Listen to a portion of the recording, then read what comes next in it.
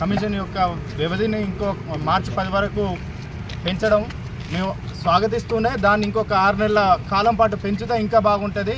సమగ్రంగా సర్వే చేసిన తర్వాతనే అయినా ఇప్పుడు జరిగిన మేము ఈ వర్గీకరణ అంశాన్ని మాల విద్యార్థులుగా మేము వ్యతిరేకిస్తున్నాం. ఖచ్చితంగా ఇది మాల విద్యార్థులుగా మేము వ్యతిరేకిస్తూనే ఉంటాం. దీనిపైన పోరాడుతూ ఉంటాం. ఖచ్చితంగా రాబోయే రోజులలో మా విద్యార్థులు నిరుద్యోగులు నష్టపోతూ ఉన్నారు కనుక మా సత్తా ఏందో ఈ తెలంగాణ రాష్ట్ర ప్రభుత్వానికి చూపెట్టే విధంగా రాబోయే రోజులలో మార్చి 1 వీకులనే మేము ఈ తెలంగాణ రాష్ట్రంలో ఉన్న అన్ని విశ్వవిద్యాలయాలు డిగ్రీ కాలేజీలు అన్ని కాలేజీలను తిరిగి యువతను విద్యార్థులను నిరుద్యోగులను అందరినీ ఏకం చేసి ఖచ్చితంగా ఈ ఆర్ట్స్ కాలేజ్ వేదికగానే మేము పెద్ద సభను నిర్వహించి మా సత్తా ఏందో ఈ రాష్ట్ర ప్రభుత్వానికి చూపెడతాం.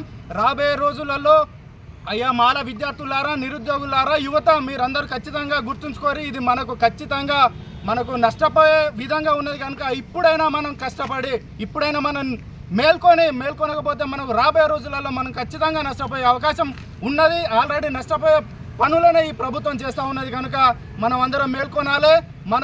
మన విద్యార్థి గర్జనను విజయవంతం చేసి మన సత్తా ఏందో ఈ రాష్ట్ర ప్రభుత్వానికి కేంద్ర ప్రభుత్వానికి చూపెట్టాల్సిన అవసరం ఎంతైనా ఉన్నది. ఖచ్చితంగా ఈ తెలంగాణ రాష్ట్రంలోని ఉమ్మడి జిల్లాలలో అన్ని తిరుగుతాం. అన్ని విశ్వవిద్యాలయాల్లో ఉన్న విద్యార్థులను అందరినీ ఏకం చేసి ఖచ్చితంగా మీ విద్యార్థి గర్జనను విజయవంతం చేసి చూపెడతామని తెలియజేస్తూ ఉన్నాం. కమిషన్ యొక్క వ్యవధిని ఇంకో మార్చి 10 వరకు పెంచడం మేము స్వాగతిస్తూనే దాన్ని ఇంకొక 6 నెలల కాలం పాటు పెంచితే ఇంకా బాగుంటుంది.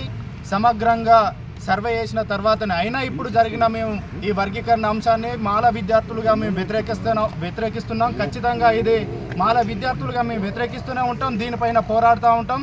ఖచ్చితంగా రాబోయే రోజులలో మా విద్యార్థులు నిరుద్యోగులు నష్టపోతూ ఉన్నారు కనుక మా సత్తా ఏందో ఈ తెలంగాణ రాష్ట్ర ప్రభుత్వానికి చూపెట్టే విధంగా రాబోయే రోజులలో మార్చి 1 వీకులనే మేము ఈ తెలంగాణ రాష్ట్రంలో ఉన్న అన్ని విశ్వవిద్యాలయాలు డిగ్రీ కాలేజీలు అన్ని కాలేజీలను తిరిగి యువతను విద్యార్థులను నిరుద్యోగులను అందరినీ ఏకం చేసి ఖచ్చితంగా ఈ ఆర్ట్స్ కాలేజ్ వేదికగానే మేము పెద్ద సభను నిర్వహించి మా సత్తా ఏందో ఈ రాష్ట్ర ప్రభుత్వానికి చూపెడతాం.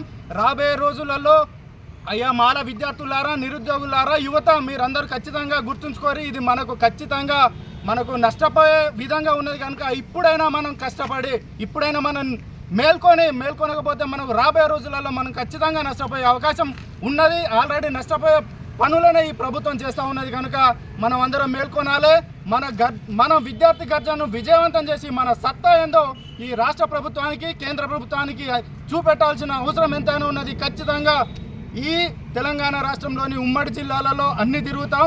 అన్ని విశ్వవిద్యాలయాల్లో ఉన్న విద్యార్థులను అందరినీ ఏకం చేసి ఖచ్చితంగా మీ విద్యార్థి గర్జనను విజయవంతం చేసి చూపెడతామని తెలియజేస్తూ ఉన్నాం.